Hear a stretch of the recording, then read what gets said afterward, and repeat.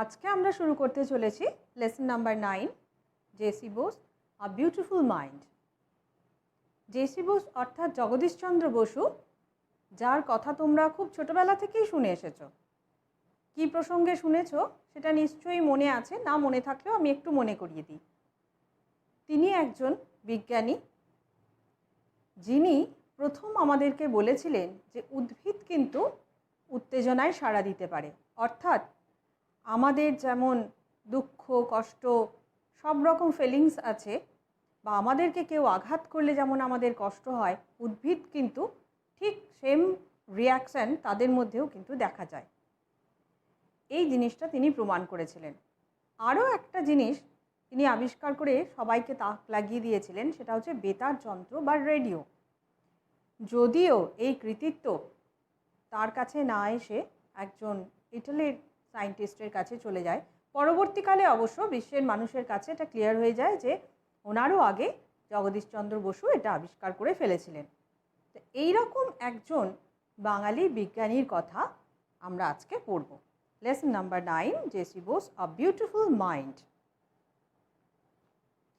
Historically in 1895, India was under the British rule.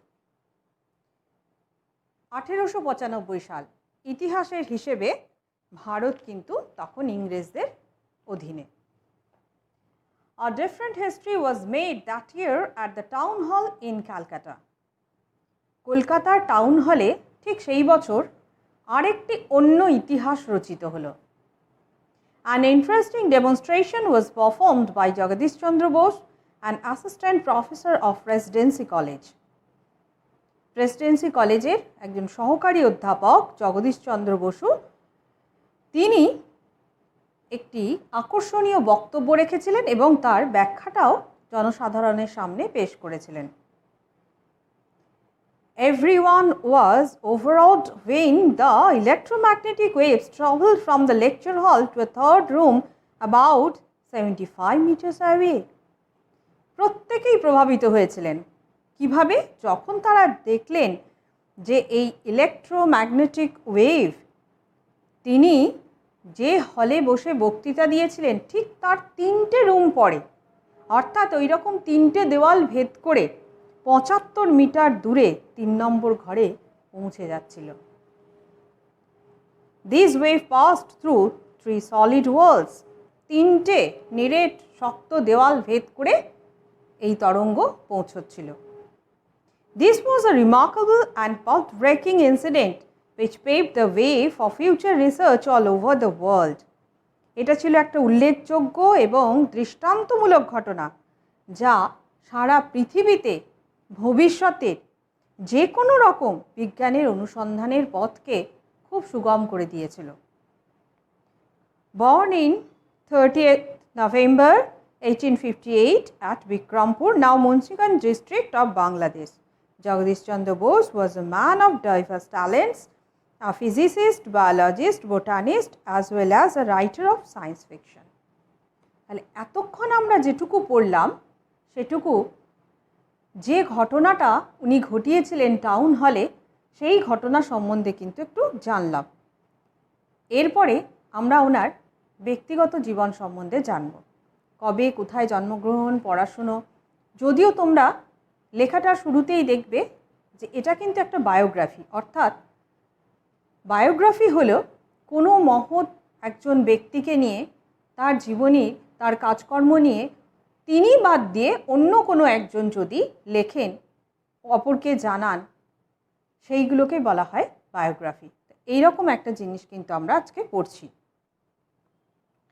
1858 সালের 30শে November বাংলাদেশের, বর্তমান বাংলাদেশে বিক্রমপুরে জগদীশচন্দ্র জন্মগ্রহণ করেছিলেন। এমন একজন মানুষ যার মধ্যে ছিল বহুমুখী প্রতিভা, অর্থাৎ পদার্থবিদ্যা, জীববিদ্যা, উদ্ভিদবিদ্যা এবং একসাথে তিনিই কিন্তু প্রথম বাংলা ভাষায় কল্পবিজ্ঞানের রচয়িতা। His father, Bhagwan Chandra Bose, was a leader of the Brahmo Samaj. He worked as a deputy magistrate in Faridpur, Burdwan and in other places. বাবা ভগবানচন্দ্র বসু ছিলেন ব্রাহ্ম সমাজের একজন নেতা। সেই সময় হিন্দু সমাজ আরেকটা ভাগে ভাগ হয়ে গিয়েছিল, তাদেরকে আমরা বলতাম ব্রাহ্ম। ব্রাহ্ম কারা? যারা এই যে মূর্তি পুজো, তারা ঈশ্বরে বিশ্বাস করতেন, কিন্তু মূর্তিকে কখনো তারা ঈশ্বর হিসেবে মানতেন না। হ্যাঁ, তাদেরকে আমরা ব্রাহ্ম বলতাম। তো তিনি ছিলেন ব্রাহ্ম সমাজের একজন নেতা। আর তিনি ডেপুটি ম্যাজিস্ট্রেট হিসেবে ফরিদপুর, বর্ধমান এবং অন্যান্য জায়গায় চাকরি করেছেন, অর্থাৎ যথেষ্ট সরকারি উচ্চ পদের একজন মানুষ। Jagadish Chandra's education started in a vernacular school because his father believed that one must know one's mother tongue before learning any other language.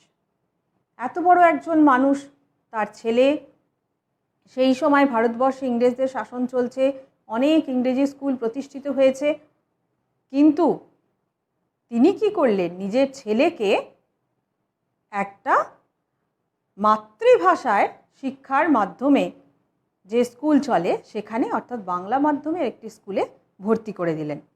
কারণ তিনি বিশ্বাস করতেন অন্য কোনো ভাষা শেখার আগে অবশ্যই প্রত্যেকের তার নিজের ভাষাটা শেখা দরকার। Besides, one should know one's own people. তাছাড়াও এর পাশাপাশি নিজের লোকজনকেও জানা দরকার। Speaking at the Bikrampur conference in 1915, Bose said, at that time, sending children to English schools was a privileged status symbol.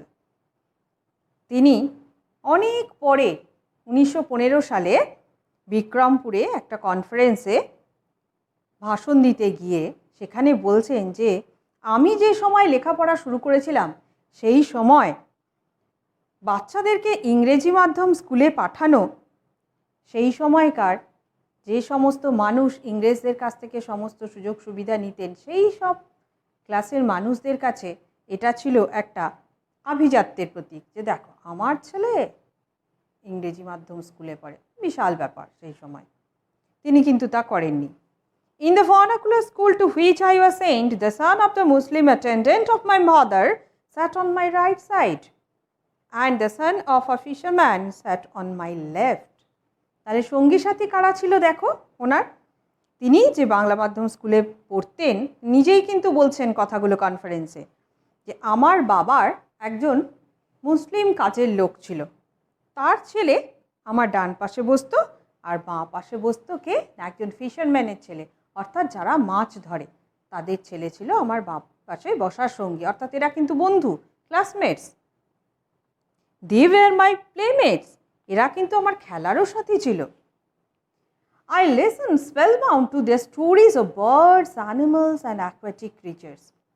এইসব ছেলেরা কি করতো জানো তো? এই যে যারা ফিশারম্যানের ছেলে, তারপরে মুসলিম অ্যাটেন্ডেন্টস, এরা বই বগলে করে স্কুলে চলে যেত। এবার স্কুল তো শেষ হয়ে গেল, তখন তো তোমাদের মতন এত সুন্দর সুন্দর ব্যাগ নিয়ে, পিঠে ব্যাগ ঝুলিয়ে স্কুলে যাওয়ার প্রথা ছিল না। তো বইগুলোকে স্কুলের পরে পাঠশালার ছুটি হয়ে গেল, তারপর তারা কি করলো? বেরিয়ে এসে বইগুলোকে একটা কোথাও রাখলো, গাছে একটু উঁচু জায়গায়, যেখানে একটু সেফ থাকবে। ব্যাস, কেউ ঝাঁপিয়ে পড়লো পুকুরের জলে, সাঁতার কাটতে লাগলো, চলতে লাগলো। আর কেউ কেউ আশেপাশে যেখানে ঝোপঝাড়, একটু জঙ্গল জঙ্গল ঢুকে পড়লো। কেউ হয়তো ফড়িং ধরছে, কেউ প্রজাপতি ধরছে, বিভিন্ন রকম অচেনা পাখিদের পেছনে ঘুরে বেড়াচ্ছে, এই রকম সব অবস্থা। তো বোস অর্থাৎ জেসি বোস যখন ক্লাসে আসতেন, এই বন্ধুরা তাদের অভিজ্ঞতা নিজেদের মধ্যে কিন্তু শেয়ার করত। নিজেদের কথা বলছে যে কালকে জানিস তো এতক্ষণ জলে ছিলাম, এই দেখলাম, ওই করেছি। ওনার কাছে এই ব্যাপারগুলো ছিল ভীষণ একটা বিস্ময়কর জিনিস, কারণ উনি তো, ওনার বাড়িতে তো এগুলো অ্যালাউড ছিল না, স্কুলের পরে ঘুরে বেড়ানো। কাজে এই বিষয়গুলো খুব ইন্টারেস্টিং ছিল ওনার কাছে, খুব মন দিয়ে শুনতেন। Perhaps these stories created in my mind a keen interest in investigating the workings of nature. সম্ভবত উনি মনে করেন যে এই যে গল্পগুলো বন্ধুরা বলতো, পরবর্তীকালে প্রকৃতিকে অনুসন্ধানের কাজে হয়তো এই গল্পগুলোই তাকে অনুপ্রাণিত করেছিল। When I returned home from school accompanied by my school fellows, my mother welcomed and fed all of us without discrimination. এবার স্কুল তো ছুটি হয়ে গেল, এক একদিন ওই বন্ধুরাও কিন্তু ওনার সাথে ওনার বাড়িতে চলে আসতো, কোনো অসুবিধে ছিল না।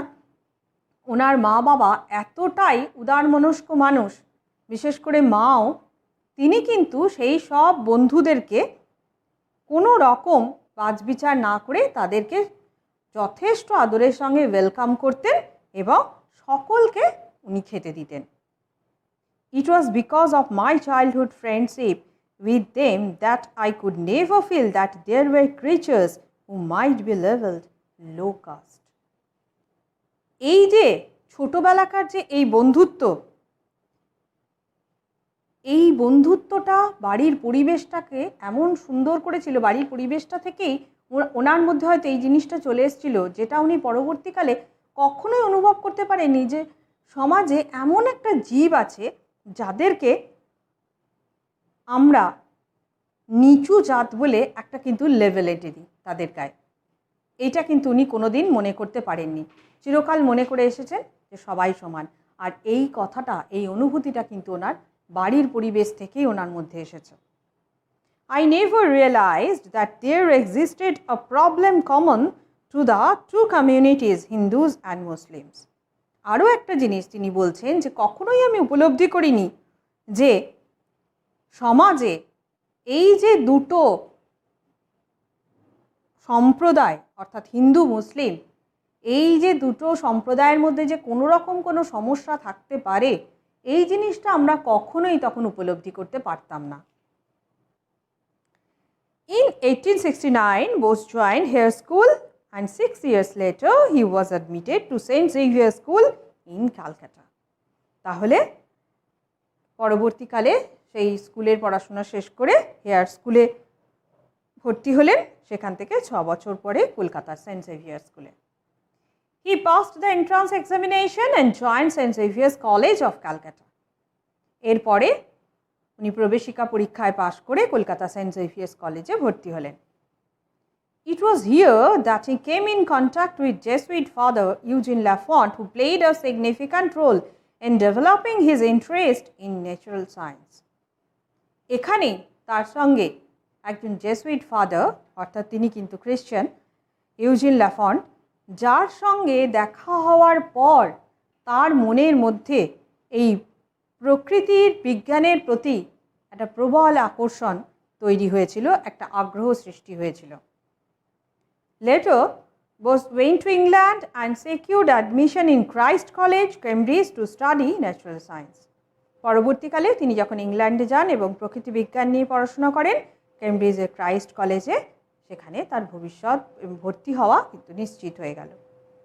In 1884, he received a natural science stripes from the University of Cambridge and a BSc degree from the University of London. এখান থেকে তিনি কেমব্রিজ বিশ্ববিদ্যালয় থেকে প্রকৃতি বিজ্ঞানে একটা স্ট্রাইপস পেলেন আর লন্ডন ইউনিভার্সিটি থেকে BSc degree. The following year, Bose joined Presidency College as officiating professor of physics. ঠিক তার পরের বছর ফিরে এসে প্রেসিডেন্সি কলেজে পদার্থবিদ্যার একজন ভারপ্রাপ্ত অধ্যাপক হিসেবে যোগদান করলেন। But he was not provided facilities of research. কিন্তু অদ্ভুতভাবে প্রেসিডেন্সি কলেজে ওনাকে গবেষণার কিন্তু কোনো সুযোগ দেওয়া হলো না। কেন জানো তো? কারণ তার মাথার উপরে বসে আছেন যে সমস্ত আরও বড় বড় মানুষেরা, তারা প্রত্যেকেই কিন্তু ইংরেজ, যদিও ওনার থেকে লেস কোয়ালিফাইড, কম যোগ্যতা সম্পন্ন, কিন্তু তারা তো তাদের ক্ষমতা দেখাবে। He was also offered lower salary than his European colleagues. এরপরে ইউরোপিয়ান যে সমস্ত মানুষজন তার সঙ্গে কাজ করত সেই কলেজে, তাদের থেকেও ওনাকে কম মাইনে দেওয়া হতে লাগলো। Bose had a remarkable sense of self-respect and national pride. ওনার মধ্যে একটা চরম আত্মসম্মান বোধ কাজ করত, আর এই ভারতীয় হিসাবে একটা অহংকার বোধ ছিল। তিনি কি করলেন? Therefore, as a sign of protest, he continued his teaching assignment for 3 years without accepting his salary. চাকরি কিন্তু তিনি ছাড়লেন না। কিভাবে প্রতিবাদ করলেন দেখো, কাজ চালিয়ে যেতে লাগলেন, শিক্ষকতা করে যাচ্ছেন, কিন্তু পড়িয়ে যাচ্ছেন ওখানে স্টুডেন্টসদেরকে, কিন্তু কোনো মাইনে নিচ্ছেন না। অর্থাৎ এটাই তার প্রতিবাদ যে আমি তোমাদের থেকে কম স্যালারি নেব কেন, আমি নেবই না, কিন্তু আমি পড়াবো। Finally, the director of public instruction and the principal offered him a permanent teaching post. শেষ পর্যন্ত পাবলিক ইনস্ট্রাকশনে যিনি ডিরেক্টর আর কলেজের অধ্যক্ষ, এদের দুজনের যে সিদ্ধান্ত, তাতে ওনাকে একজন স্থায়ী অধ্যাপকের পদ প্রেসিডেন্সি কলেজে দেওয়া হলো। ওকে, তাহলে আমরা ফার্স্ট ইউনিটটা পড়লাম, এবারে আমরা অ্যাক্টিভিটিসে চলে আসি।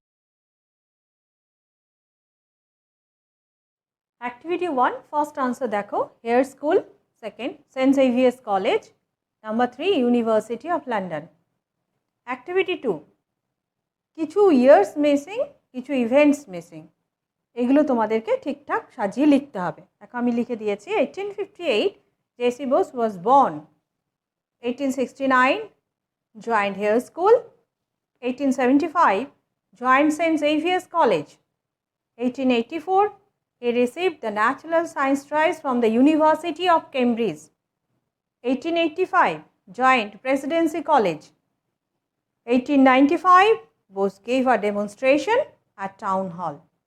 Okay, activity 3 দেখো, ফার্স্ট আনসার যেটা ব্ল্যাঙ্কসগুলো আমি ফিল আপ করে দিয়েছি, deputy magistrate, second Bose's father ভগবান Chandra Bose, number 3 the son of the Muslim attendant of his father and the son of a fisherman, number 4 secure admission in Christ College, Cambridge to study natural science.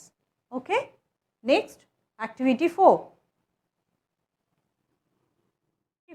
First answer, J.C. Bose received his early education in a vernacular school because his father believed that one must know one's mother tongue before learning any other language. Number 2, when Bose brought his friends home from school, his mother welcomed them and fed them all without discrimination. Number 3, Lafont was a Jesuit father. He influenced Bose by developing his interest in natural science. Number 4, Bose had a remarkable sense of self-respect and national pride.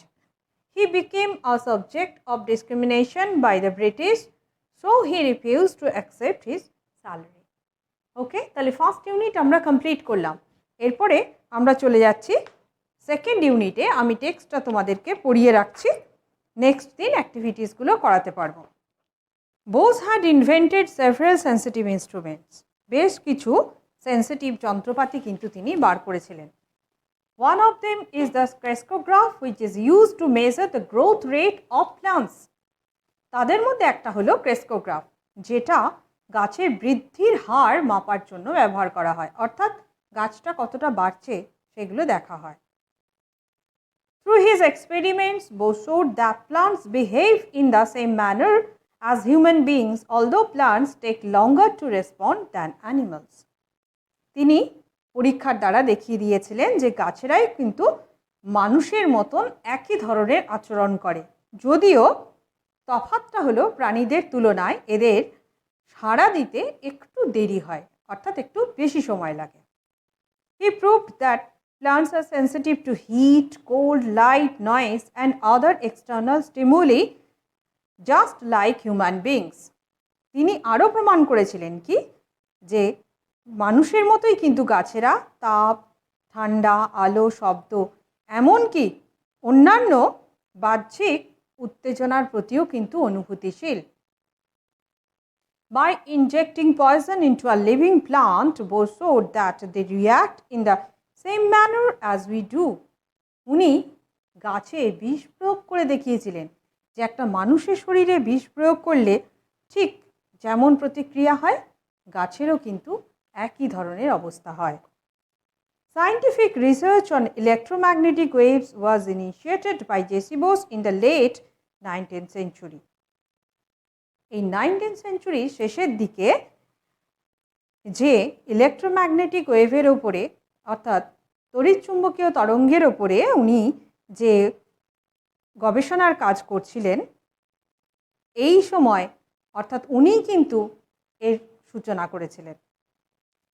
It was Italian scientist Marconi who got the patent for the invention of wireless telegraphy. কিন্তু তোমাদেরকে যে কথা বললাম, ইটালির বিজ্ঞানী Marconi তিনি কিন্তু এই যে বেতার যন্ত্র তার আবিষ্কারের জন্য কৃতিত্বটা কিন্তু তিনিই পেয়ে গেলেন, আর তার সত্যটাও উনি লাভ করলেন। But we must remember that Bose's public demonstration in Calcutta along the same lines happening much earlier. কিন্তু অদ্ভুত ব্যাপার হলো, এই যে মার্কনি বেতার যন্ত্র আবিষ্কারের কৃতিত্বটা পেলেন, তার বহু বছর আগে কলকাতার টাউন হলে যে ঘটনার কথা আমরা একদম শুরু করতে গিয়ে অর্থাৎ লেসন শুরু করতে গিয়েই পড়েছি, সেখানে দেখেছি যে একই বিষয়ে বোস কিন্তু কলকাতায় বহু বিশিষ্ট মানুষের সামনে এই ঘটনা ব্যাখ্যা করে দেখিয়েছিলেন এবং বুঝিয়েও দিয়েছিলেন। সেই সম্পর্কে একটা বক্তৃতাও তিনি দিয়েছিলেন। Instead of looking for commercial benefit for his invention, Bose made his inventions public in order to allow others to advance further along the lines of his research. তিনি তার আবিষ্কারের বাণিজ্যিকভাবে কোনো প্রত্যাশা লাভ করেননি। তার মধ্যে কিন্তু কোনো আশা ছিল না যে তার এই যে আবিষ্কার, তার আবিষ্কারের ফল, গবেষণার ফল নিয়ে যেন কোনো ব্যবসা না হয়, অর্থাৎ এর থেকে কিন্তু উনি টাকা পয়সা কিছু চান না। তিনি কী চেয়েছিলেন, যে তার গবেষণার ফল যেন সাধারণ মানুষের সামনে আসে, তার এই পথ অনুসরণ করে পরবর্তীকালে আরও মানুষ যেন এতে অর্থাৎ অনুসন্ধানের পথে এগিয়ে আসতে পারে। However, Bose's place in history was now being re-evaluated. এইবারে নতুনভাবে বিজ্ঞানের ইতিহাসে তার স্থান মূল্যায়ন করা হচ্ছে আবার। This great Indian scientist was eventually crowned with glory when he was awarded knighthood by the British government in 1917. ইনি এমন একজন বিজ্ঞানী যাকে ব্রিটিশরা সেই সময় 1917 সালে তাকে নাইটহুড উপাধি দিলেন। He was also conferred many other rewards like Fellow of the Royal Society, Companion of the Order of the Indian Empire, etc. এগুলো হচ্ছে আরও বিভিন্ন পুরস্কার যা তাকে আরও ভীষণভাবে সম্মানিত করেছিল। Needless to say, he is one of the greatest scientists ever born in our country. এটা আমাদেরকে বলার কোনো অপেক্ষাই রাখে না যে তার মতন একজন বিজ্ঞানী, এইরকম একজন মানুষ যা আমাদের দেশে জন্মগ্রহণ করেছিলেন, যে সমস্ত আদার্স বিজ্ঞানীরা তাদের মধ্যে কিন্তু তিনি অন্যতম। Sir J.C. Bose wrote several books and published many research papers in leading science journals. তিনি অনেক বই লেখেন এবং প্রথম সারির যে সমস্ত বিজ্ঞানের পত্রিকা, সেখানে তার অনুসন্ধানের অর্থাৎ গবেষণার বিষয়গুলো প্রকাশিত হতো। Some of his famous books are Response in the Living and the Non-Living, ব্র্যাকেটে যে ইয়ার্সগুলো দেওয়া আছে সেই বছরে এগুলো প্রকাশিত হয়েছিল। The nervous mechanism of plants, major mechanism of plants, এগুলো সব তার বিখ্যাত বইয়ের নাম। ইন 1896 বোস রোট নিরুদ্দেশের খোঁজে, আর সায়েন্স ফিকশন। তিনি নিরুদ্দেশের খোঁজে নামে কল্পবিজ্ঞানের একটা গল্পও লিখে ফেললেন 1896-এ। In fact he was the first writer of science fictions in Bangla. তোমাদেরকে প্রথমেই বলেছি যে বাংলা ভাষায় কল্পবিজ্ঞানের যে লেখাগুলো, উনি হলেন সেই রকম যে কাহিনীর প্রথম যিনি সূচনা করেছিলেন। In November 1917, Bose founded the Bose Institute at his own house in Calcutta.